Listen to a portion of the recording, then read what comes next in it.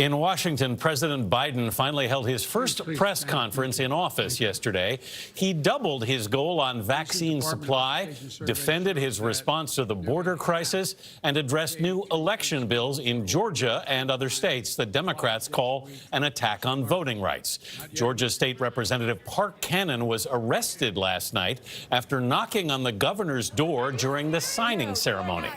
Nancy Cordes is at the White House. Nancy, what did the president have to say? Good morning, Anthony. Well, the president took questions for about an hour on bipartisanship, on voting rights, and on the record number of children currently sleeping in overcrowded Border Patrol facilities. But he made no apologies for changing some of President Trump's border policies. President Biden insisted it is the cooler winter weather, not his policies, causing a surge in border crossings. It's the time they can travel with the least likelihood of dying on the way because of the heat in the desert, number one. Number two, they're coming because of the circumstances in country. Some migrants have told CBS that they're coming because they believe President Biden will be more lenient. But more often, they say their motivation is the dangerous situation in their home country. The idea that I'm going to say, which I would never do, that if an unaccompanied child ends up at the border, we're just going to let them starve to death and stay on the other side. No previous administration did that either, except Trump. I'm not going to do it. Mr. Biden grew fiery yesterday when asked about Republican efforts in states like Georgia to restrict voting. It's sick. It's sick. Republicans in at least 43 states are pursuing changes they claim are necessary to protect election security. Democrats say the measures will make voting more difficult, especially for their base, minorities and young voters. Are you worried that if you don't manage to pass voting rights legislation, that your party is going to lose seats and possibly lose control of the House and the Senate in 2022? What I'm worried about is how un-American this whole initiative is. This makes Jim Crow look like Jim Eagle. I mean, this is gigantic, what they're trying to do.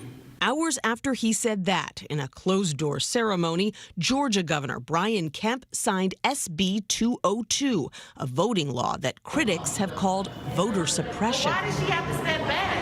Outside Governor Kemp's office, Georgia state troopers arrested State Representative Park Cannon after she knocked on the office door asking for access. Are you serious? No, you are not. She's not under arrest. For what? Under arrest for what? People who were there to protest the voter law demanded to know why Cannon was being detained. Give me a reason why you are arresting her. In a statement, Georgia State Patrol said Cannon was repeatedly asked to stop knocking on the door and disturbing what was going on inside. They say she was warned she would be arrested if she did not stop. And all we ask is for her to be able to see them sign a bill that is signing our rights away.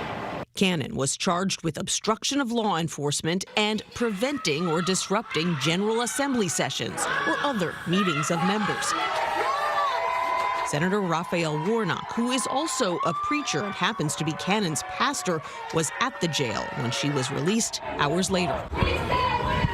This is democracy in reverse. Rather than the people being able to choose their politicians, the politicians are trying to cherry pick their voters.